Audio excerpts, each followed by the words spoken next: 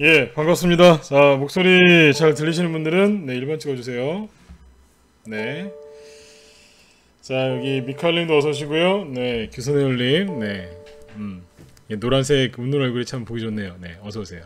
필요 충분 요건님도 어서 오시고, 써니님, 우리 모두바다님, 신하님, 우상영몽님, 네, 다둥이맘님, 우리 메이비님, 지멘수님, 우리 후치리님도 오셨네요. 어서 오세요. 세파님, 건강형님하고 헤일님도 어서 오세요. 네.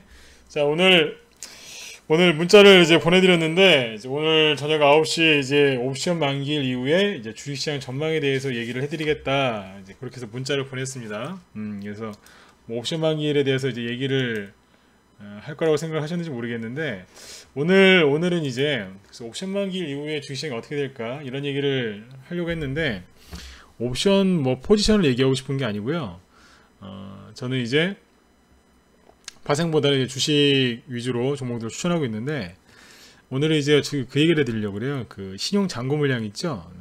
주식 시장의 신용 잔고 물량이 어떻게 변화가 되는지 이제 그런 걸 오늘 좀 얘기를 좀 해드리려고 합니다. 그래서 이거를 왜 얘기를 해드리려고 그러냐면 요즘에 뭐예요? 그 최근에 주식시장 특히 6월달 들어와서 낙폭에 따른 반등도 없는 지독한 하락이 나온다든가 아니면 투매가 너무 강하게 계속해서 나오고 있죠. 개별주에서 특히 투매가 많이 나오고 있고 개인들의 심리가 완전히 지금 뭐 엉망 정도가 아니고요. 완전히 지금 거의 뭐 녹아내렸다고 보시면 돼요. 그 정도로 굉장히 심하거든요. 좀 전에도 말씀드렸지만 아니 도대체 상한가 종목들이 어떻게 저렇게 반등 한 번 없이 저렇게 무너져 내리는지 그런 것들에 대해서 안 궁금하세요?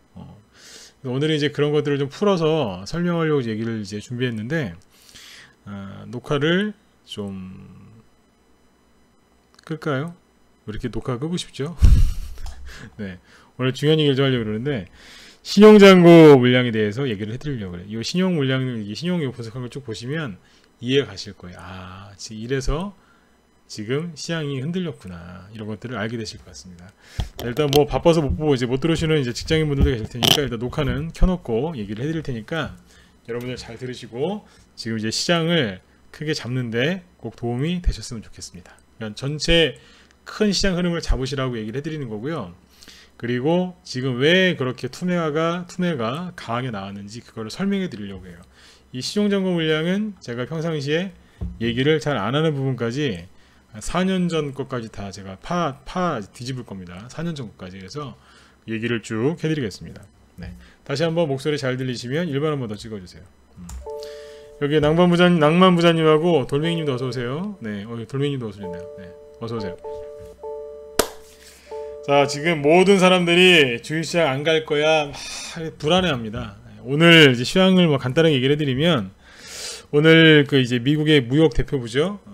USTR에서 중국에 대한 추가 관세 부과를 하겠다. 그래서 저번에는 뭐 한 300억 달러 정도였죠, 그죠? 근데 이번에는 이제 중국에서 미국에 그 수출하는 거기 한 5,050억 달러인가 그렇더라고요. 근데 그 중에서 이번엔 2,000억 달러. 그러니까 2,000억 달러에 달하는 중국 수입품에 대해서 10% 관세를 부과하겠다. 그런 얘기가 나오니까 또 주식시장이 약간 출렁거렸습니다.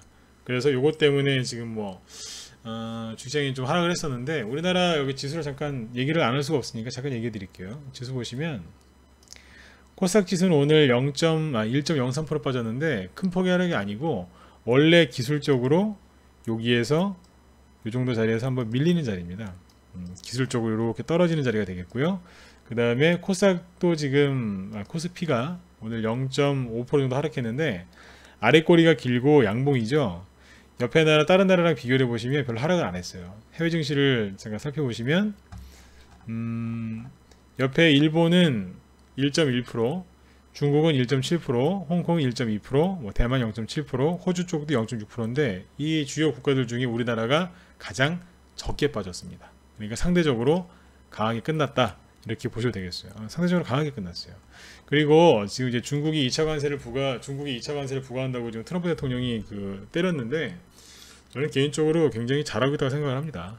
이런 얘기는 여러분들도 이제 각자 생각이 다르시겠지만 2천억 정도를 부과를 하면 중국에서 그대로 하겠다고 그러는데 이게 무역 규모가 달라요. 그러니까 중국이 미국에 수출하는 거는 5천억 정도인데 반대로 미국이 중국에 수출하는 거는 한 1,000억 불 조금 넘어요. 얼마 안 돼요. 그러니까 뭐 저번에 500억을 때리겠다 그러니까 중국도 뭐 같이 500억을 때리겠다, 500억 불이죠. 500억 달러 때리겠다 그랬는데 이쪽에서 2천억 달러를 때리면 저쪽에서 2천억 달러를 때릴 수가 없어요. 왜냐면 미국에서 그만큼 수입을 안 하거든요.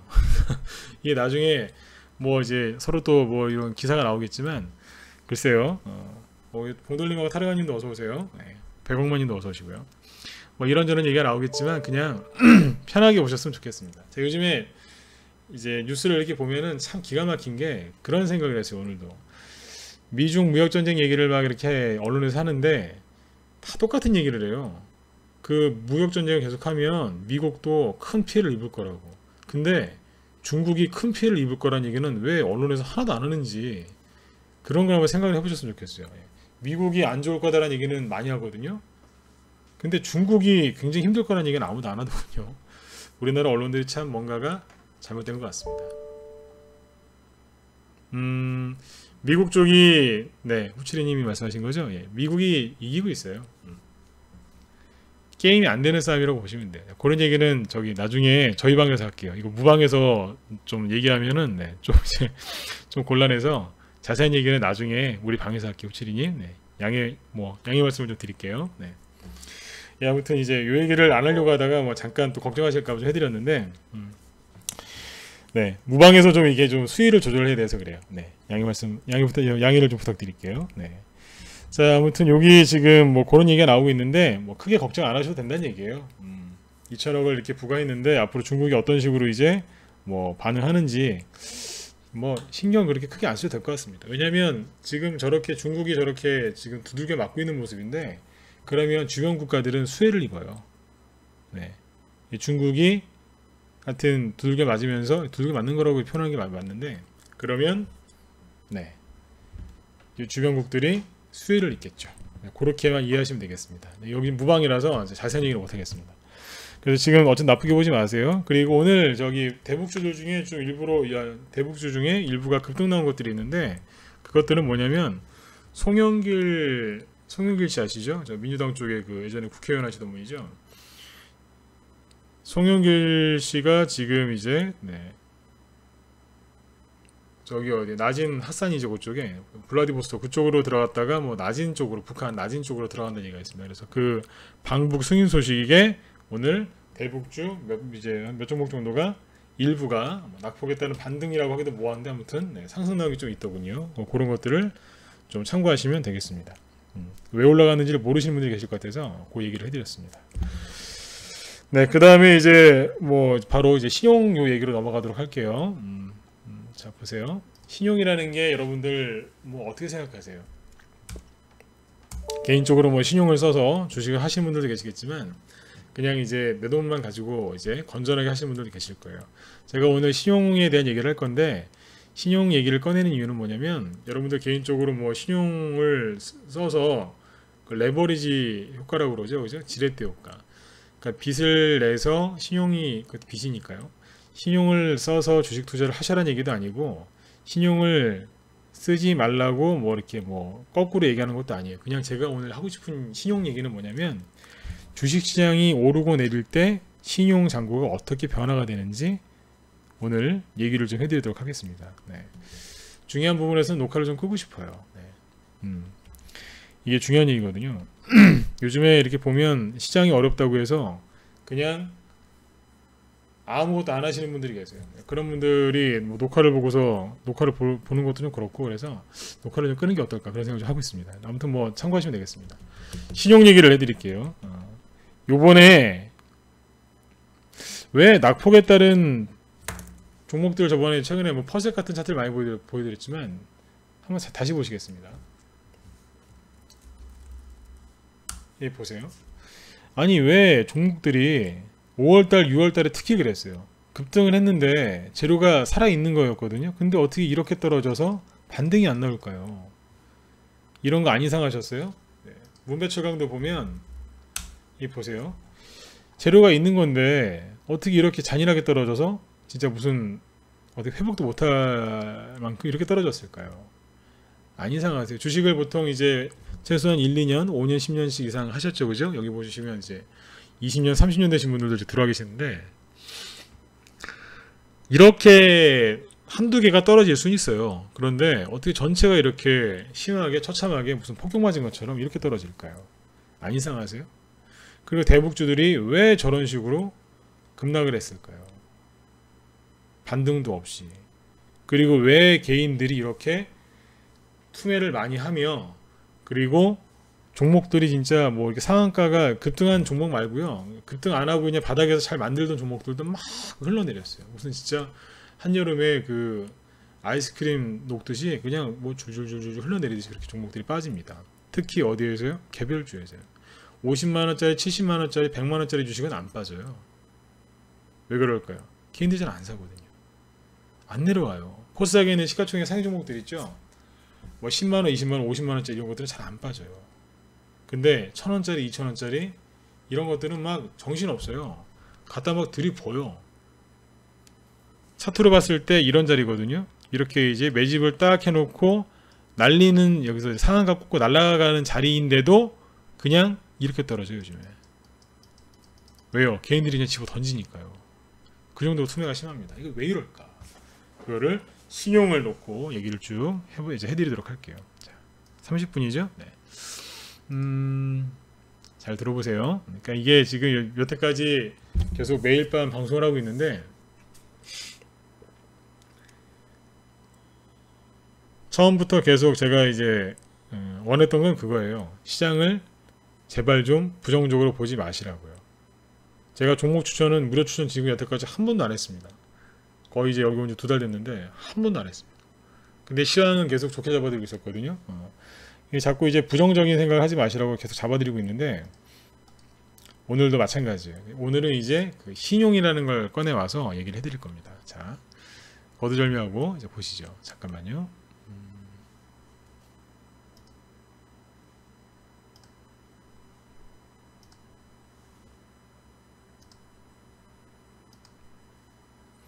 자, 이 차트가 잘 보이시면 1번 한번 더 찍어주세요. 네, 여기 잘 보이시나요?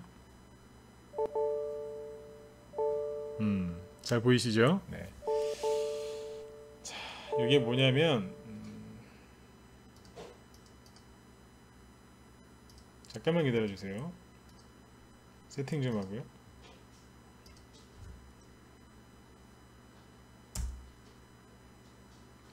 네, 이게 뭐냐면요, 신용이랑 신용융자 차트예요. 신용융자 차트인데, 그러니까 말 그대로 신용이에요. 주식시장에 신용이 얼마나 걸려 있느냐, 그걸 나타내는 건데, 여기 보시면 2016년 1월달 1월 20일부터라고 되어 있죠. 네. 여기 한 1년 6개월 정도 보여주는 차트인데, 2016년 1월 20일부터 쭉 보시는 겁니다. 근데 보면 뭐 그냥 들었다 놨다 들었다 놨다 했었어요. 그러다가 지금 여기 최근에 보세요. 일단 최근에를 보시면, 이건 지난번에 한번 얘기했었죠, 그죠? 여기가 4월 정도예요. 4월 초, 요 지점이.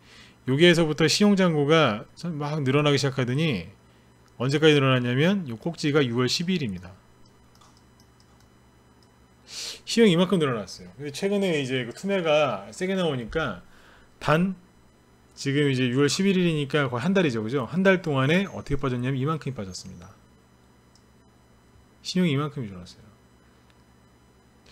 이게 저번에 얘기했었죠, 그죠? 왜 여기서 신용이 늘어났을까? 이게 대북주 영향이 있다고 말씀을 드렸죠. 자, 보세요. 왜 대북주에 많이 갔을까? 사람들이 지금 잘 생각해 보시면 돼요. 지금 요즘에 1월달에, 올해 1월달에 지수가 좀 상승이 나오다가 2월 초부터 미중 무역전쟁 이슈가 이제 부각이 되면서 전 세계가 그걸 핑계로 조정을 받았거든요. 그러면 조정을 받으면 개인들이 돈이 있어요, 없어요? 자금이 아무래도 묶이겠죠, 그죠?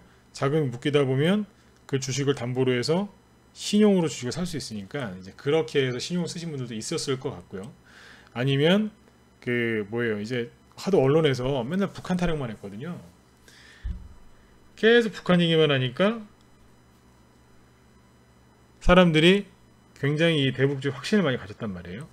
그러니까 어떻게 했겠어요? 그러면 또 우리 우리나라 분들, 아시아 쪽에서 우리나라 사람들이나 이런 쪽에서 좀 약간 도박성이 좀 강한 경향이 좀 있습니다. 그러다 보니까 신용을 갖다 찍었겠죠. 확실하다고 생각이 드니까. 그게 이제 신용 물량이 많이 늘어났었어요. 자, 근데 여기서 자, 이거 이제 잘 보세요. 신용의 원리를 알려드릴게요. 신용은 남의 돈을 빌려서 주식을 사는 거예요. 개인적으로는 여러분들 신용을 안 쓰셨으면 좋겠어요. 예, 신용을 쓰시면 잘 되는 것보다 잘 안 되는 경우가 훨씬 많아요. 아, 예, 천천히 어서 오세요. 네. 근데 이 신용이 주식시장에 신용에 대해서 되게 굉장히 나쁘게 얘기하잖아요, 그죠? 네, 신용은 나쁜 거 맞아요. 그런데 어떤 특정 종목에 신용이 많이 들어가면 그 종목은 망가지는 경우가 많이 있어요. 그런데 주식시장은 주식시장이 이제 상승을 하고 이제 우상향으로 상승을 하잖아요. 그러면 신용 물량이 늘어나요. 신용이 늘어나면, 그러니까 주식시장이 올라가면 주가가 상승하면서, 그러니까 지수라고 할게요. 지수가 상승하면서 신용도 따라서 상승을 해요. 대신에 약간 늦게. 그러니까 지수가 먼저 올라가고 나중에 신용이 좀 늘어납니다.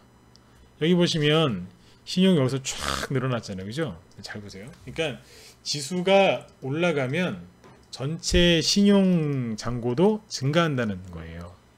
요거를 먼저 이해를 하셔야 돼요. 다시 한번 얘기해 드릴게요. 지수가 올라가면 신용 잔고도 증가해요. 그러면 지수가 떨어지면 어떻게 되겠어요? 지수가 떨어지면 당연히 신용 잔고도 떨어져야죠. 맞잖아요, 그죠? 자, 근데 자 보세요. 여기다가 코스피 코스닥 지수를 여기서 코스피 지수를 제가 얹어서 보여드릴게요. 요 녹색 선이 신용융자 신용 차트고 신용의 그 증가 하락을 나타내는 그거고, 파란색이 종합주가 지수입니다. 잘 보시면 지수가 이렇게 올라가니까 신용도 따라서 증가하잖아요. 지수가 이렇게 떨어지니까 신용도 따라서 감소해요. 또 이렇게 올라가니까 얘도 따라가요. 지수가 떨어지니까 아이쿠야 그러면서 약간 또 내려와요. 이렇게 올라가니까 신용도 따라 증가하거든요. 이 앞에도 보시면 지수 올라가니까 신용도 따라가고, 지수가 이렇게 흔드니까 신용도 흔들리고, 똑같이 움직이잖아요, 그죠? 거의 같이 움직인다는 얘기예요. 그런데 뭔가 안 이상하세요? 여기 잘 보시면 지수가 이렇게 하락을 했죠. 이렇게 옆으로 돌렸거든요. 그러면 신용도 같이 옆으로 돌려야 될 거 아니에요, 이렇게. 근데 뭐 했어요? 올라갔잖아요. 그러니까 한 대 두드려 맞은 거죠. 쉽게 얘기하면. 이해되시나요? 이게 작년 1월 달부터 보여드린 거니까 1년 6개월 동안인데 1년 6개월 동안 계속 이 흐름으로 갔어요. 이게 정상이에요. 근데 요번에 이상했다는 거예요. 지수가 조정을 받고 있는데, 다시요. 네. 파란색이 지수죠. 받고 있는데 신용이 감히 이만큼 증가한 거예요. 이거 어떻게 되겠어요? 이게 잘못된 거예요. 여러분들이 신용을 이게 어디에 들어갈 게 있냐고요. 올해 초에 뭐 올해처럼 이렇게 좋은 시장이 없었어요. 정부 정책주 이제 나올 것도 많았고, 뭐 이제 4차 산업 관련주들도 올라갈 것들이 많았고, 그래서 정말 재료가 많았던 올 상반기 때 그런 것들이 지금 제대로 못 가고 정부에서 대북주를 띄우는 바람에 이제 북한 이슈를 띄우는 바람에 주식시장에서도 대북주가 이제 너무 이제 많이 갔거든요. 너무 그랬어요. 근데 여기에서 실제로는 지수가 안 가고 있는데 여기 신용잔고 이만큼 늘어났다는 건 뭐예요? 개인들이 그쪽에 굉장히 많이 몰려들었다는 얘기죠. 이해되시죠? 예. 이게 잘못됐다는 거예요. 잘못된 거는 바로 잡고 가야 되거든요. 여기에서 뭐 했겠어요? 저희 방에서는 제가 회원들한테 그런 얘기도 했었어요. 신용 물량을 때려잡으려고 이러는 것 같다. 이렇게 해놨어요.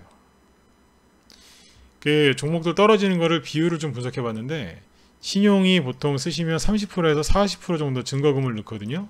그러니까 말 그대로 이 증거금이 이제 증거금까지 내려오면은 주식이 반대 매매를 당하거든요. 그 지금 뭐 대북주들 많이 올라간 것들 떨어진 것들 다 계산을 대충 해보면 30-40% 이상씩 떨어졌습니다. 그러니까 이게 뭐냐면 신용은 사람들 거의 다 반대 매매를 당하게 한 거죠. 여기 보시면 급격하게 소멸되잖아요. 한 번, 그러니까 한 보름, 한 달, 이게 거래로 따지면 20일도 안 될 거예요. 이렇게 해놨어요. 급감하죠. 어느 정도까지 급감했냐면 신용이 늘어나기 전 수준 여기까지 딱 여기까지 왔어요. 4월 초에 여기가 이렇게 해놨습니다. 원래대로 돌려놨어요.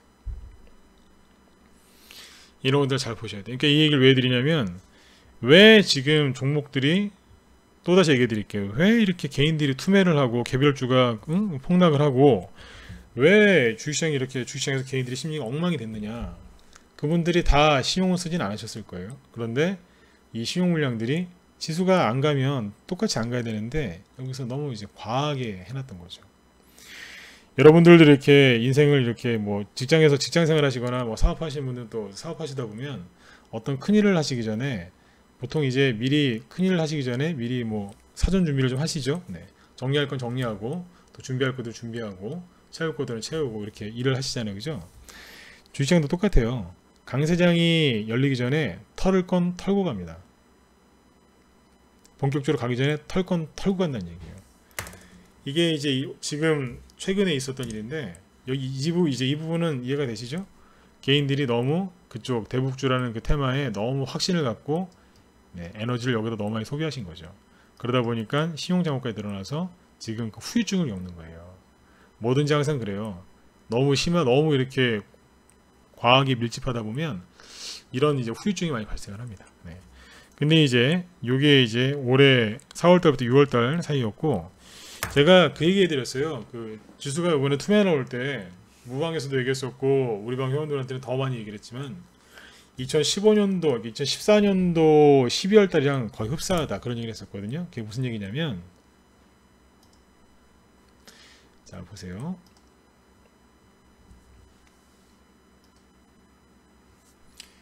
여기 이제 코스닥 지수를 보시면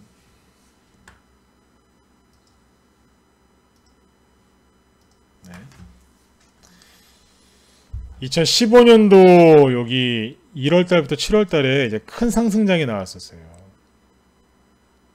그리고 요 최근에 이제 작년 10월달부터 이렇게 올라왔었거든요. 여기 두 군데를 제가 비교해 드릴게요.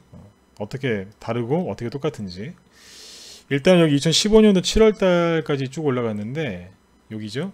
지수가 1월 초부터 급등 나와가지고요. 7월 한 17일까지인가 계속 올라갔어요. 코스닥 지수는 7월 21일이 고점이네요. 여기까지는 7월 21일입니다. 날짜 잘 기억해 보세요. 자, 그럼 아까 신용 차트를 다시 보여드릴게요.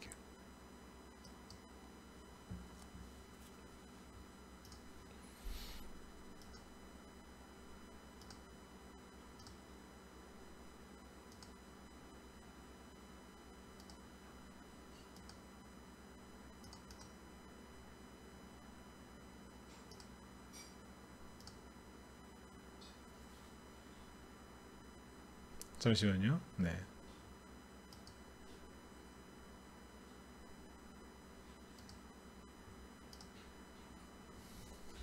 여기 보시면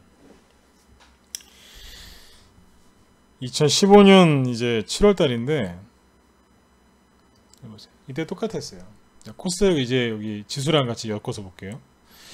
처음에 올라갈 때 지수가 이렇게 올라가니까 지수를 파란색으로 놓고 얘기할까요? 잠시만요. 지수가 파란색이니까 색깔 똑같이 맞춰 드릴게요. 지수가 이렇게 올라갑니다. 그러니까 신용이 지수가 올라가니까 신용이 같이 따라가죠. 그러다 지수가 하락을 하니까 신용도 그러면서 멈칫 같이 그러죠. 네, 그때 그랬어요. 근데 잘 보세요. 지수가 이 당시에 뭐 메르스나 그런 게 막 터지고 좀 시끄러웠었거든요. 막 지수가 그러다가 결국엔 하락했어요. 하락하고 있는데 신용이 뭐 하고 있어요? 끝에 가서 솟구치고 있죠. 지금이랑 똑같지 않나요? 이랬었어요 그때. 근데 이때는 왜 그랬냐면 이거는 이때 지금 이제 이때는 뭐였냐면 이 당시에는 그때도 중국이었는데 중국 관련 소비주들 있죠. 특히 화장품이나 그런 것들이 엄청나게 많이 가있어요. 그래서 그때는 지금 사람들이 대북주에 몰려 있었지만 그때는 그 개인들이 다 뭐 갖고 있었냐면 제약주 아니면은 화장품주 들고 있었어요. 이때는 밑에서 종목들이 2배, 3배, 뭐 어떤 거는 막 40배씩 가고 막 그랬어요. 지금은 이때랑은 이제 똑같진 않습니다. 지금부터는 많이 갈 거지만 이때는 많이 갔을 때 얘기인데, 사람들이 지금 대북주의 비이성 쪽을 많이 들어가 있었다는 얘기예요. 이때는 화장품주였어요. 화장품주, 제약주에 그렇게 많이 들어가 있었어요. 보세요. 지수는 떨어지고 있는데 신용은 증가하죠. 누가 저렇게 해놨겠어요? 개인들인 거예요. 신용을 바닥에서 쓰는 고수들도 있지만 끄트머리에서는 개인들이 쓰는데, 저기 보시면 똑같잖아요. 지금 대북주에 들어가서 개인들이 그렇게 된 거죠. 나중에 신용장구가 박살나는 거 보세요. 순간 확 떨어져 버리죠. 이런 게 한번 나오고 나면 그 다음에 또 급등이 나옵니다. 이게 옛날에 화장품주들이 막 그렇게 난리가 나고 그랬을 때, 이 당시에도 지수는 떨어지고 있는데 신용 증가하고 있었어요. 더 했던 건 뭐냐면, 우리나라 지수는 여기서부터 본격적으로 떨어졌잖아요. 근데 중국 관련 화장품주들이랑 이제 그런 것들이 많이 올라갔었거든요. 근데 중국 증시는 여기가 7월 달인데 제 기억으로 중국 증시는 4월부터인가 하락하고 있었어요. 중국 증시가 폭락하고 있었는데 우리나라 증시가 좀 늦게 빠진 거예요. 근데도 개인들이 신용을 써가면서 중국 관련 소비주들을 사고 있었다는 얘기죠. 이미 3개월 뒤에. 왜냐면 조금 있으면 중국 무슨 국경절 그래갖고요. 8월달 9월달에 이제 유커들이 엄청나게 온다고 그래갖고 사람들이 그거 믿고, 이제 얼마 안 남았으니까요. 이제 7월달이니까 9월달인가 그랬어요. 그때 9월인지 10월인지. 그때 그래서 개인들이 많이 샀어요. 다 그때 화장품주 그때 늦게 들어가신 분들 고생 무지하게 하셨겠죠. 신용을 보면 이런 걸 알 수 있어요. 근데 지금이랑 지금 똑같은 게 뭐예요? 지수는 하락하고 있는데, 하락하거나 못 가고 있는데 신용이 증가하고 있었죠. 지금은 대북주고 그때 화장품주였다는 얘기입니다. 그러면 어떻게 해요? 한번 꺾어버립니다. 근데 참고로 이때는 엄청나게 많이 갔어요. 많이 간 상태에서 나오고요. 고점에서. 지금 이제 대북주만 그런 거죠. 지금. 그 다음에 이제 그 2014년도 6월달 거도 한번 보겠습니다. 이게 하나하나 다 보여드릴게요. 근데 이제 여기서 이제 긍정적인 걸 얘기해 드릴게요. 2014년도 1월달부터 이렇게 보면 보세요. 잠시만요.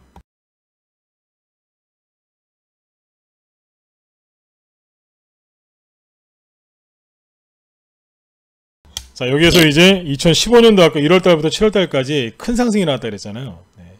정말 많이 갔어요. 그때 종 개별주들이 정말 많이 갔어요. 근데 그 올라가기 전에를 한번 보여드릴게요. 여기 잘 보시면 신용이 여기서 이렇게 급증했잖아요. 아까 여기 2015년도 1월달부터 7월달이 여기에요.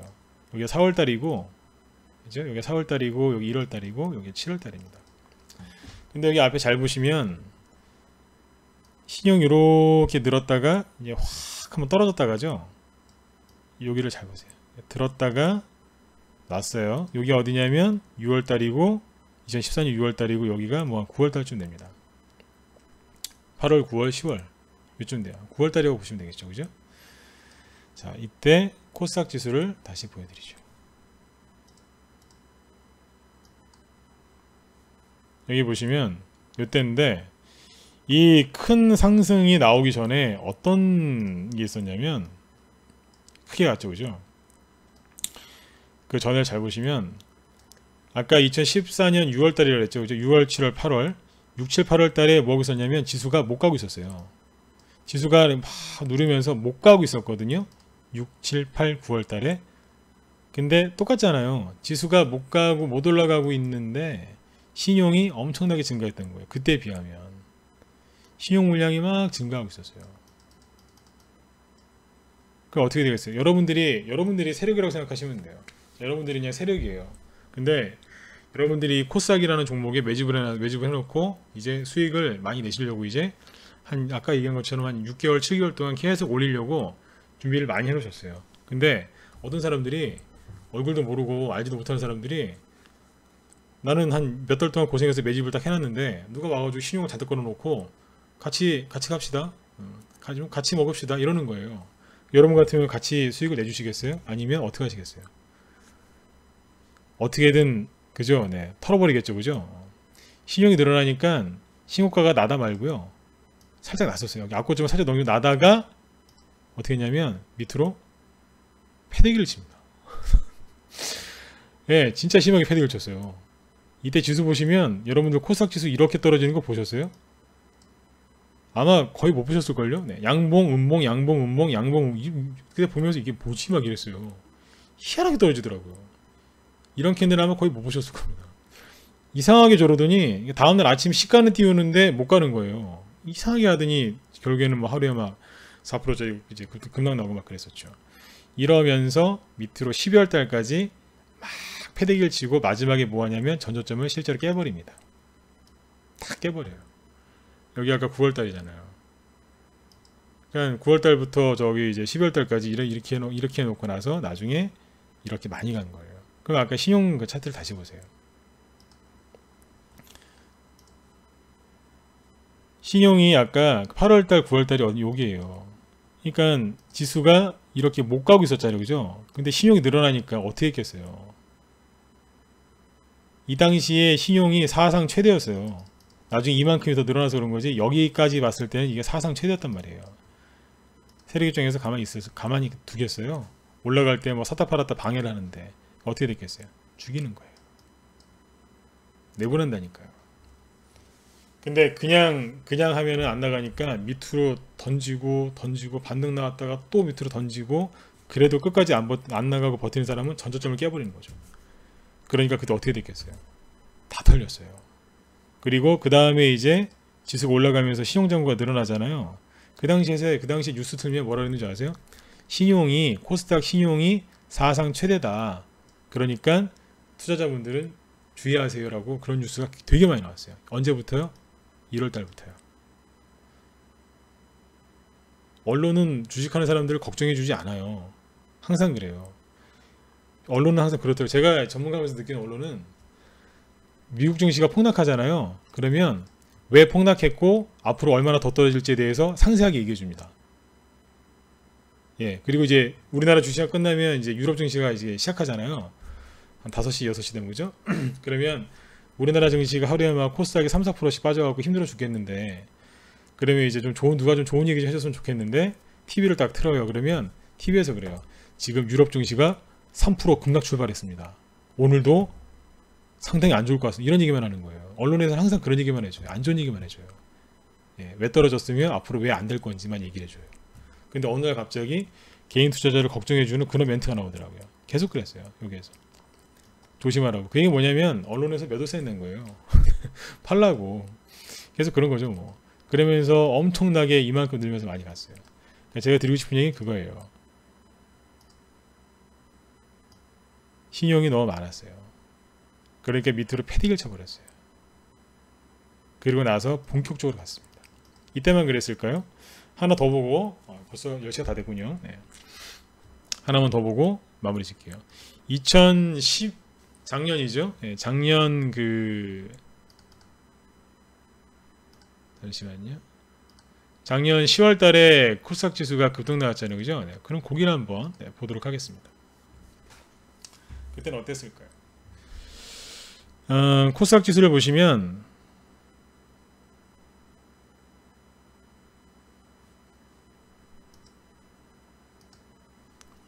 작년에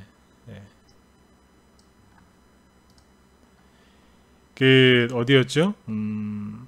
이제 뭐 재작년 이제 2016년 10월 달부터는 탄핵 때문에 좀 그렇게 지수가 하락을 하다가 3월 달에 탄핵이 결정됐고 그 다음에 5월 달에 대통령 선거가 있었죠. 그래서 지금 현재 대통령이 이제 당선이 됐는데 그때가 여기입니다. 지수로 따지면 박스권 행보를 보이다가 나중에 이렇게 10월 달부터 본격적으로 이만큼 갔어요. 그런데 그때 신용 흐름을 잘 보세요. 그러니까 대통령 선거가 5월이었고 탄핵은 이제 결정된 게 3월 달이었죠. 지수는 10월 달에 왔습니다. 그러면 이때 잘 보세요. 이때 신용을 어떻게 만들었는지. 신용을 보면은 개인들이 욕심을 냈는지 안 냈는지 뭐 이런 것들 좀 알 수 있습니다. 근데 보시면 이게 조금 더 기간을 잠깐만요. 탄핵이 있은 탄핵 최순실 게이트 터진 게 10월 23일인가 24일인가 2016년 그때쯤인데 그때부터 빠졌어요. 신용장부가 급락하지. 왜냐면 지수가 떨어졌으니까요. 그러다가 나중에 탄핵이 결정된 게 여기쯤이었겠죠.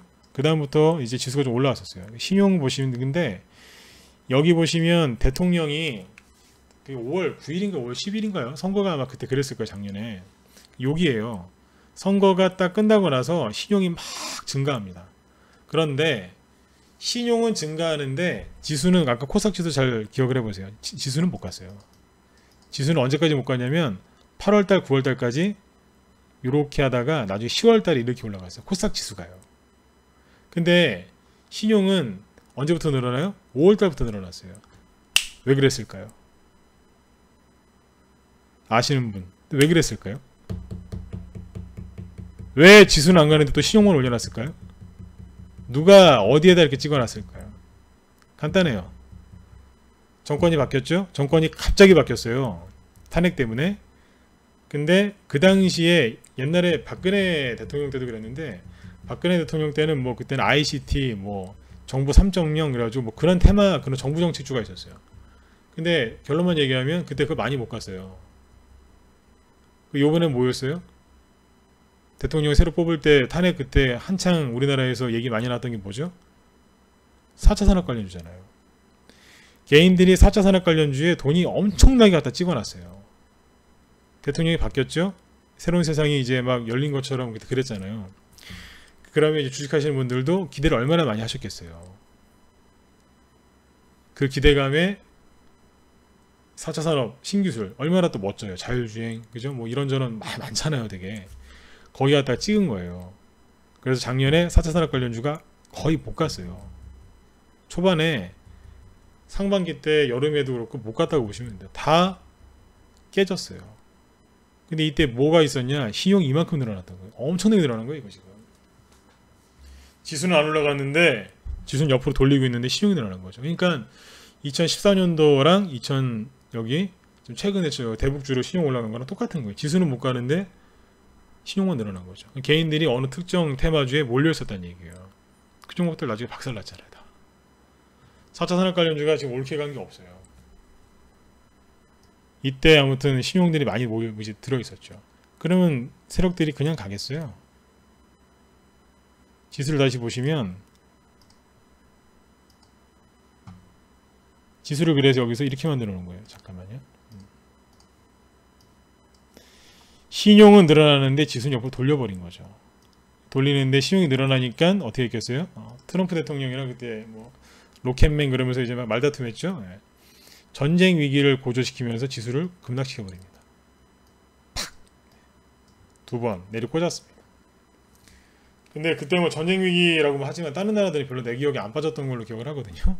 근데 코스닥이 유독 이제 심하게 이게 눌렀단 말이에요. 왜 그랬겠어요? 개인들 털어내야 되니까요. 신용을 털어야 되니까요. 그리고 나서 초반에 천천히 올라가다가 11월 달부터 갑자기 감아가지고 확 올려버리죠. 이런 거예요. 이해되시나요? 네, 지금 이제 정리해 드릴게요. 이것이군요. 지금하고 지금 최근에 지수가 안 올라가는데 신용이 늘어났죠. 네. 그 다음에 언제요? 2015년도 그때 이때 진짜 중소형주 진짜 엄청나게 갔었죠. 특히 화장품주나 이런 것들. 그때도 뭐예요? 그 전에도 신용 물량이 너무 많이 늘어나니까 지수는 안 가는데 신용이 늘어나니까 죽이고 갔던 거예요. 죽인다는 표현을 쓸게요. 네. 완전히 이제 거의 뭐 완전 진짜 네. 되게 뭐 입에서 좀 과언이가 자꾸 나오는데 진짜 잔인할 정도로 하거든요. 네. 완전히 진짜 물량을 다 그렇게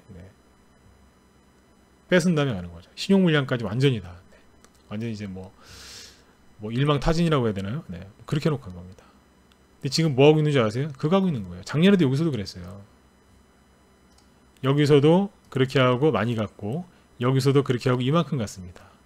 근데 지금 또 그러고 있어요. 그럼 지금이 기회 아닌가요?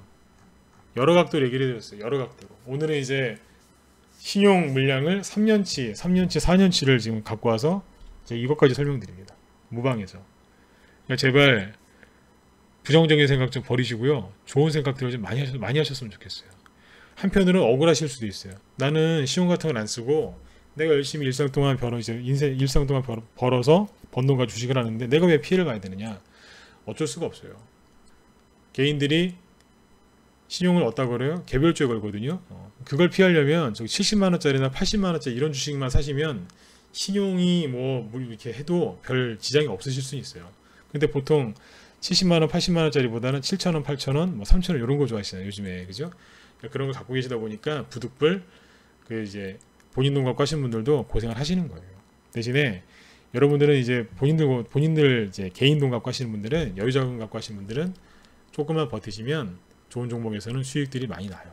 그러니까 제가 지금 신용 얘기를 쭉 해드렸는데 결론은 뭐냐? 신용 물량이 너무 한쪽에 과했기 때문에 그쪽을 지금 잡은 거예요. 네. 그 신용 물량을 지금 빨리 뺏어야 되는데 빨리 뺏어야 되니까 완전히 패대기를 친 거예요. 그러니까 대북주들 떨어진 거 보세요. 세상에 어떻게 그렇게 떨어져요? 어떻게 반등 없이 이렇게 떨어져요? 상한가를 막 여기서 치면서 간 종목이 이만큼 떨어져요. 예. 이런 거는 거의 나오질 않아요. 이게 뭐겠어요? 신용도 나중에 반대매매 당하거든요. 그럼 강제로 팔려요. 그럼 바닥이고 뭐고 없어요. 반대매매 당하면 증권사들이 아침에 동시호가에 하한가에 팔아버리거든요. 예. 그러니까 저점이고 뭐고 없는 거예요. 그냥 막 떨어지는 거예요. 예, 더 그렇다고 보시면 돼요. 그래서 자, 진짜 정리해드리겠습니다. 큰 장이 서기 전에 신용 물량을 원래 이렇게 일망타진하고 갑니다. 근데 그러니까 그렇게 타지는 그 일망타진하는 과정에서 얼마나 힘들겠어요. 이것도 전쟁인데요. 보이지 않는 총칼 없는 전쟁이 주식시장이잖아요. 그죠? 네. 여러분들이 그 속에서 지금 이제 이유도 모르고 굉장히 힘들어하셨던 거예요. 여러분들 아무튼 마음 편하게 주식 투자하셔야 되는데 요번에 이런 것 때문에 이제 힘든 과정 거친 건데 이 과정이 끝나면 뭐가 나오겠어요? 신용이 저렇게 또 다 털려버리면 나중에 또 신용이 또 새로운 돈이 또 들어오거든요. 그때는 또 시원하게 올려요. 예. 나중에 신용잔고가 또 지수가 올라가고 그럼 신용잔고가 따라 늘면서 또 초폭등이 나옵니다. 여러분들이 그 수익들을 온전하게 다 정말 내셨으면 좋겠어요. 여태까지 올해 1월달부터 현재 7월달까지 돈 못 버신 분들 많으시죠 여기? 근데 지수가 항상 돈은 누가 벌어주는 거냐면 시장이 벌어주는 거예요. 시장이 앞으로 많이 가려고 지금 이렇게 힘든 과정을 거치는 거예요. 네. 성장통이라고 해도 될 것 같아요. 아무튼 여러분들 좋은 생각 많이 하시고 부정적인 시황은 버리시고 쭉 가셨으면 좋겠습니다. 그리고 지금은 저희 반 같은 경우에는 이제 중기 종목들 위주로 이제 춘을 해서 이제 포트를 짜놨는데 중기 관점으로 이런 데서는 이제 수익을 내시면 그러니까 중기 관점으로 중기 종목들 있죠. 그런 종목들 위주로 포트를 짜시면 수익들이 앞으로 많이 나죠. 특히 실적주는 시장이 아무리 좀 힘들 때는 종목들이 실적주도 떨어질 수 있어요. 왜냐면 투매가 나오니까요. 뭐 개인들이 또 실적주에는 뭐 신용 안 걸었겠어요, 그죠? 네. 그런 사람도 있겠죠. 그럼 불안한 사람도 있을 것이고요. 그러면 거기서 투매가 나와요. 멀쩡한 종목도 빠진단 말이에요. 그런데 실적주들은 어떻게 되겠어요? 그 실적이 어디 가겠냐고요. 안 가죠, 그죠? 네. 그 실적이 또 반영이 되면 주가가 나중에 큰 수익이 나요. 그리고 실적주들의 매력은 뭐냐면 상한가가 잘 안 나오는 경우가 많거든요. 요즘에 제가 그런 걸 느껴요. 상한가만 나왔다고 하면 개인들이 막 어떻게든 와서 단타를 치려고 하니까 바로 운봉 때리는 그런 잔인한 모습들을 많이 보거든요. 예, 진짜 혀를 내두를 정도로 이런 거 보세요. 급등하니까 바로 개인들 거래 터지니까 개인들이 막 들어오거든요. 그러니까 바로 운봉 때려 버리잖아요. 예. 실적주들은 상한가가 나오기보다는 하루에 5% 뭐 많으면 10%씩 자박자박 올라가거든요. 그럼 개인들이 안 들어와요 잘. 왜냐면 그냥 뭐 그런가 보다 하거든요. 뭐 테마주도 아니니까 사람들이 잘 몰라요. 실적주들이 그래서 은근히 더 편하게 수익을 잘 내는 경우도 있습니다. 근데 거기에 이제 제로가 있는 종목까지 이제 실적이 좋으면서 제로가 있는 종목도 있거든요. 그러면 제로가 붙으면 또 상한가 치면서 갈 수도 있고요. 그런 이제 실적이 좋고 이왕이면 제로가 있는 종목들까지 이렇게 그런 것들로 지금 중기 관점으로 포트를 짜시면 수익들이 앞으로 편하게 나실 수 있을 거예요. 그리고 지금 시장이 굉장히 불안하기 때문에 불안하게 사람들이 이제 하죠, 그죠? 그러니까 손절가 같은 거를 정하지 않는 그런 매매 방법 중에 하나가 중기거든요. 저희 방이 중기 종목들을 많이 해요. 그래서 좀 여태까지 좀 마음고생을 이제 시장이 너무 힘들었죠, 그죠? 네, 그래서 마음고생 하신 분들이나 편안하게 이렇게 손절가 없이 그렇게 투자를 하고 싶으신 분들은 저희 방으로 회비 걱정하지 마시고 들어오시면 되겠습니다. 네. 회비가 나중에 수익 나시는 거에 비하면 별로 이렇게 큰 저기가 아니에요. 회비 걱정하지 마시고 들어오세요. 저희 방에 투자 금액 크신 분들은 뭐 굉장히 또 크게 하신 분들도 많이 계세요. 그런데 투자 금액이 적은 분들은 최근에는 뭐 1,000만 원 이하신데 그 들어오신 분도 계세요. 투자 금액이 1,000만 원 이하예요. 거기서 회비까지 내고 공부하러 들어오신 분도 있는데 열심히 지금 또 잘하고 계세요. 네. 그런 분도 들어와서 지금 이제 열심히 노력하시는 분들도 계시거든요. 수익이 안 나시겠어요. 요즘에 뭐 미중 무역 전쟁 수혜주 이런 것도 발굴해 갖고 그것도 중기관점으로 추천해서 지금 빨리빨리 수익이 나오고 있거든요. 근데 아무튼 여기에서 이제 지수가 다시 원래대로 돌아오고 여기서 급반등 나오고 신고가 나가기 시작하면 시장에서 돈들이 또 잘 벌릴 거예요. 그런데 아까 여기 보세요. 이 얘기하고 진짜 마무리할게요. 방송을 한 9시 20분쯤 시작하니까 한 10시 한 10분 정도 거의 끝내는 것 같아요. 이 당시에 이만큼 많이 이렇게 많이 갔고 이때 이렇게 많이 갔잖아요. 네. 올라갈 때 가는 것만 갔어요. 이 당시 올라간 게 제약, 화장품, 그리고 뭐 건자재주들 좀 갔고요. 예. 그러니까 이렇게 많이 간 거는 정해져 있었어요. 여기는요. 여기는 이때보다 더 적었어요.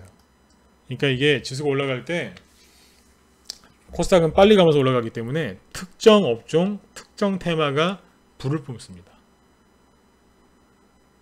예. 그래서 여기서 지금 준비를 언제 해야 되냐면 이 급등 나오기 전에 잘 보세요. 여러분들 이게 지금 꼭 거쳐야 되는 과정인데 급등 나올 때 어떤 일이 있었냐면 꼭 급락이 있었어요. 꼭 전저점을 깨는 급락이 있었어요. 지금은요. 전 똑같다고 봅니다. 모든 지표를 다 갖다 대도 하다못해 인간 지표까지 다 갖다 대도 모든 게 다 맞습니다. 제가 보는 것 중에 하나가 신용인데 오늘 이거 이제 이런 것까지 여러분들한테 설명을 드렸어요. 왜요? 돈 벌 수 있는 골든타임이에요. 네. 여기에서 중기관점으로 여러분들이 종목들을 잘 특히 실적주 있죠. 네. 저희 방이 제가 실적주가 제일 자신 있는 게 실적주예요. 그래서 실적주를 또 강조를 드렸는데 실적주 거기다 제로가 있는 종목들로 딱 포트를 짜시면 수익들이 앞으로 많이 나실 겁니다. 지금 씨를 잘 뿌려 놓으셔야지 따뜻한 크리스마스를 보내실 수 있어요. 크리스마스 얼마 안 남았어요. 네. 얼마 안 남았습니다, 진짜. 네. 지금 씨를 잘 뿌려 놓으시면 크리스마스 따뜻하게 보내실 수 있어요. 네. 여러분들 오늘 오늘 방송 여기서 이제 마치도록 할게요. 아무튼 편안하게 푹 주무시고 내일이 이제 목요일 금요일인데 내일 저녁 9시에 또 무료 방송을 하겠지만 이왕이면 내일 아침 9시에 또 여러분들 다 뵀으면 좋겠어요. 혼자 하시기 힘드신 분들은 망설이지 말고 들어오세요. 요즘에 이렇게 보면 뭐 되게 시장이 안 좋아서 막 회복이 안 될 거다라고 부정적인 생각하는 분들 되게 많으신데 항상 그럴 때일수록 매수 맥점이었고요. 네, 그리고 나서 조만간 급반등 나와서 다 올라갔어요. 여러분들이 그 수익 그 골든타임을 잘 살리셨으면 좋겠습니다. 네. 메일 주소 올려놨으니까 여기 이제 회원가입 뭐 공부하신 분들 특히 여기 유튜브 들어오신 분들 요분들은 밥TV 쪽으로 들어오셔서 녹화 방송을 보시던지 아니면 여기 메일 주소 올려놨으니까 이쪽으로 문의를 주시면 되겠습니다. 네. 자, 뭐 질문 있으면 질문 주시고 없으시면 마치도록 하겠습니다. 질문 있으면 질문해 주세요. 네. 어떻게 신용잔고 얘기를 해드렸는데 좀 어떻게 도움이 되셨나요? 네. 한 4년 정도 더 얘기할 수도 있는데 시간이 없어서 한 4년 정도 얘기를 해드렸어요. 네. 결론은 뭐예요? 지금이 기회예요. 네. 여기서 좋은 종목들 지금 너무너무 많거든요. 네. 그런 것들 여러분들 꼭 수익들 많이 나셨으면 좋겠어요. 네. 무료방송에서는 종목 추천을 못 해드려요. 왜 그러냐면 제가 추천드리는 종목들은 매수 맥점에 있는 것들을 추천드리기 때문에 거래가 많지가 않아요. 그래서 거래가 없는 자리에서 이렇게 무방에서 추천을 해버리면 종목이 망가지거나 힘들어져서 그냥 우리 방 회원분들한테만 이렇게 추천을 드리고 있습니다. 여러분들이 들어오셔서 그 종목들로 수익을 좀 많이 내셨으면 좋겠는데 무방에서는 종목 추천하기가 너무 힘들어요. 네. 뭐 이미 상한가 나온 종목들 뭐 단타 치는 것들이야 얘기를 하려면 할 수도 있겠지만 저는 그런 것보다는 바닥에서 저평가된 국면에서 사가지고 수익 30% 50% 이상 이렇게 내셨으면 좋겠어요. 제가 그 중기라고 그랬는데 개념이 뭐냐면 뭐 기간은 아까 전문가 수익률표 있죠? 그쪽에서 와서 보시면 되는데 수익을 그렇게 내셨으면 좋겠어요. 최소한 30% 50% 보유기간은 여기 보시면 나와 있는데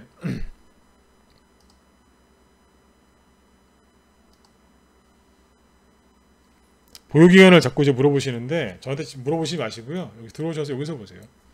여기 쭉 보시면 언제 샀고 언제 팔았는지 쭉 나오죠, 그죠? 네, 수익률까지 나오니까 들어와서 직접 확인하시면 되겠습니다. 네, 보시고 검토하시고 들어오세요. 그리고 위에 보면 여기 자유 게시판에 우리 회원들 저기도 있어요. 그 매매일지도 5개 정도 올라와 있으니까 참고해서 들어오시면 되겠습니다. 네. 자, 질문 없으시면 여러분들 여기서 마치도록 하겠습니다. 네, 편안히 푹 주무시고 내일 하루도 너무 걱정들 하지 마시고요. 네, 편안히 잘 보내셨으면 좋겠어요. 자, 지금까지 진검승부였습니다. 네, 안녕히 주무시고 내일 아침에 또 인사드리도록 하겠습니다. 네, 감사합니다. 예, 수고하셨습니다.